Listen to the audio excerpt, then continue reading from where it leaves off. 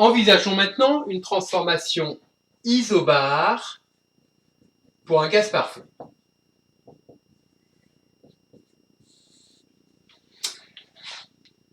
Pour ceci, ça implique que la pression du gaz pendant toute la transformation reste constante. Une manière de réaliser ceci, c'est de modéliser la transformation comme étant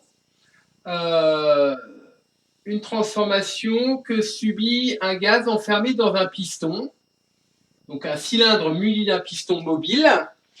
Et même si le volume change, étant donné que la pression extérieure ici va être maintenue constante, et que très souvent les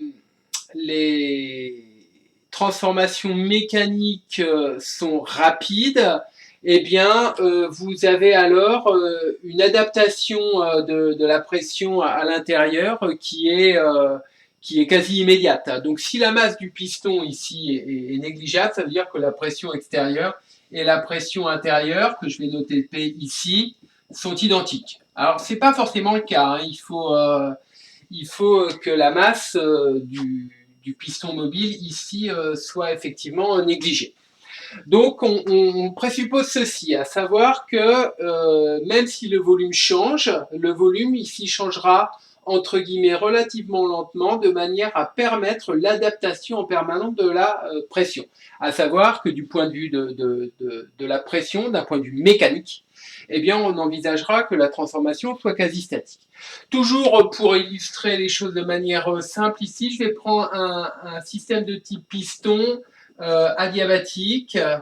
Donc, pas de transfert thermique à travers les parois, mais comme dans la vidéo précédente, je vais prendre effectivement une résistance chauffante, une puissance électrique absorbée par la résistance chauffante, si bien que je vais avoir effectivement de l'effet Joule qui va être fourni au gaz. Dans l'état initial, je vais avoir une pression P1, pardon, je vais noter P, une température T1, un volume V1, et dans l'état final, je vais avoir la même pression, c'est isobar, une température T2 et un volume V2. Donc, comme tout à l'heure, le système, je l'identifie correctement, c'est le système gaz. Et avant d'envisager un bilan énergétique, je regarde ce que m'apportent les équations d'état. À savoir, j'applique mon chapitre T1 dans mon cours de thermodynamique. Le gaz, je le modélise par la loi des gaz parfaits, ce qui fait que j'ai PV qui est donc égal à nRT. Il se trouve qu'ici, P est une constante, N est une constante, R est une constante. Donc je vais avoir V qui est donc égal à un coefficient que je vais noter B ici fois T, où B, c'est NR sur P. Ainsi, je vais pouvoir trouver une relation entre le volume final, le volume initial, la température initiale et la température finale. Voilà. Si je connais la pression de départ, la température de départ, le volume de départ, j'obtiendrai donc le rapport V2 sur T2. Et si on nous dit, tiens, on chauffe de manière à doubler le volume, ça veut donc dire que je connais le volume final, donc je pourrais trouver la température finale. Admettons toutefois qu'ici, je ne connaisse pas la pression, la température et le volume dans l'état final. Ainsi, j'ai une relation qui relie mes deux inconnus. Il me manque donc une relation pour pouvoir répondre à la problématique. C'est alors que je vais pouvoir envisager d'effectuer un bilan énergétique, à savoir, ici, je vais appliquer mon premier principe, donc je vais suivre relations, les formules, les propriétés qui me sont données par le chapitre T2. Donc c'est ce que je vais faire effectivement ici. Alors je vais vous montrer que je vais pouvoir le faire de deux manières. Une manière dont une sera beaucoup plus efficace que l'autre, en introduisant notamment le concept d'enthalpie. Mais dans un premier temps, je vais le faire de manière très très classique en fait. Donc j'y vais ici. Je vais faire le bilan énergétique.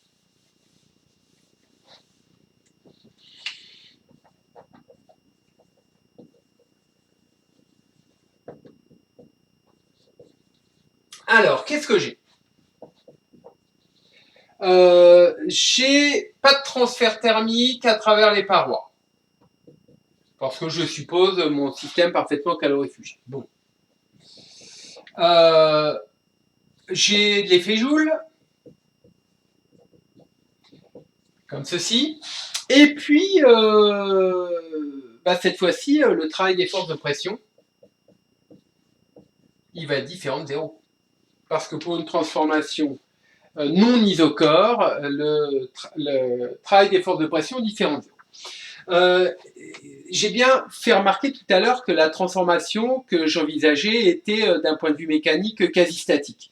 Et je peux d'ailleurs renforcer cette hypothèse par le fait qu'ici, étant donné que la transformation va se faire par chauffage, et qu'un chauffage c'est en général beaucoup plus lent qu'une transformation mécanique, forcément les modifications de température, de volume vont se faire lentement dans l'enceinte.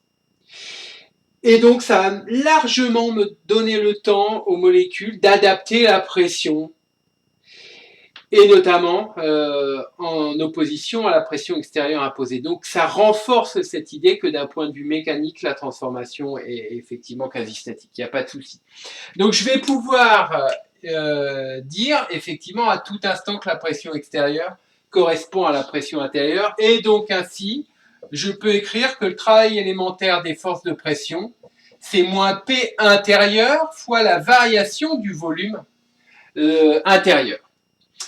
Et donc je vais intégrer, ce qui me donne ici que le travail des forces de pression, c'est moins P fois l'intégrale du volume de départ au volume final, de D de V, c'est très simple de fait, ça me donne tout simplement moins P facteur de V2 moins V1, où la pression, c'est soit la pression dans l'état initial, soit la pression dans l'état final, qu'importe. Voici pour le travail effectivement des forces de pression dans le cadre d'une transformation isobar. On se rend compte que si le volume diminue, V2 est plus petit que V1, j'aurai alors WP qui est positif, j'ai une compression. Les compressions s'accompagnent d'une absorption d'énergie mécanique. Ce ne sera pas notre cas ici d'ailleurs, où je vais plutôt avoir une dilatation, donc le volume va augmenter, et dans ce cas-là, ça s'accompagne de fait par une rétrocession d'énergie mécanique.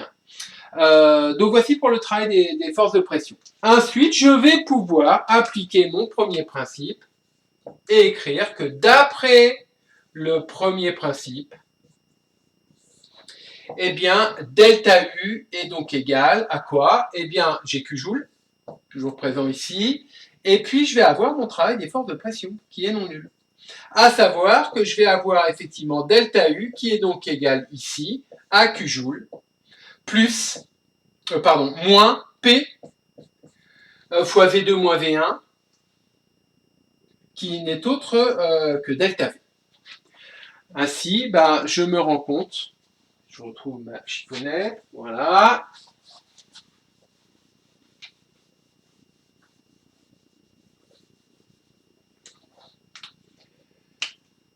Que delta U plus P fois delta V est donc égal à Q joule, à savoir le transfert thermique absorbé par le système.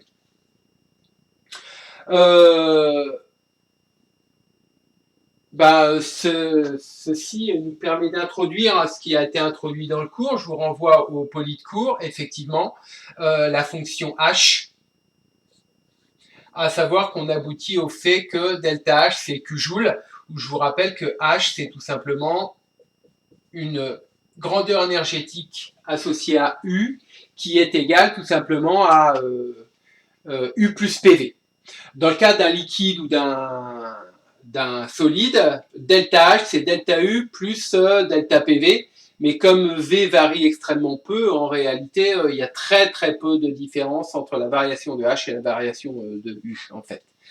Mais dans le cas d'un gaz qui est très dilatable, eh bien, c'est effectivement pas le cas. Hein.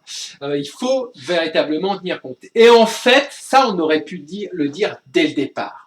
Dès le départ, étant donné que la transformation est isobare, c'est presque un réflexe à avoir.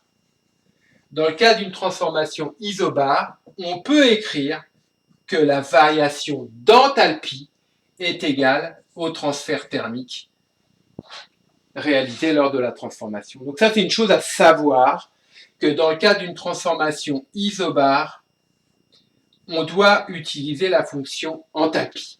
Alors, petite précision, hein, le premier principe pour les transformations isobares, c'est delta H égale Q joule plus d'autres travaux s'ils sont effectivement présents. Hein. Bon, là, en l'occurrence, on n'a pas d'autres travaux, donc c'est effectivement ceci. Petit commentaire sur cette fonction enthalpie. Elle peut paraître comme ceci, construite de manière un petit peu artificielle, sans véritable sens en tant que tel, hein, puisqu'on a vu que l'énergie interne avait du sens en tant que tel, puisque c'est la somme de l'énergie cinétique au niveau microscopique et de l'énergie potentielle au niveau microscopique. Et H apparaît comme un truc comme ça qui se rajoute dessus, PV, qui est homogène à une énergie. Bon, soit.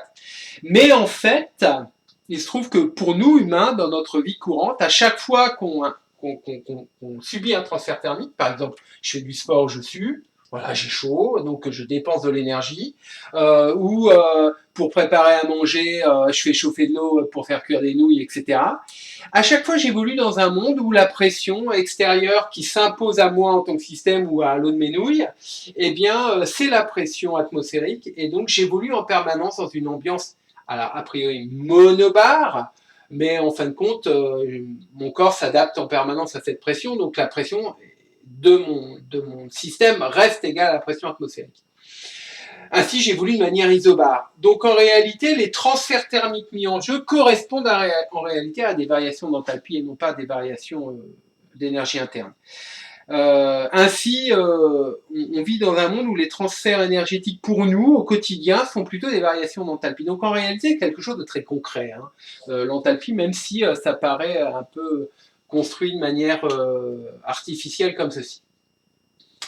Dans le cours, on a vu effectivement que l'enthalpie est proportionnelle à la variation d'enthalpie est proportionnelle à la variation de température dans le cas d'un système monophasé, donc pas de changement d'état.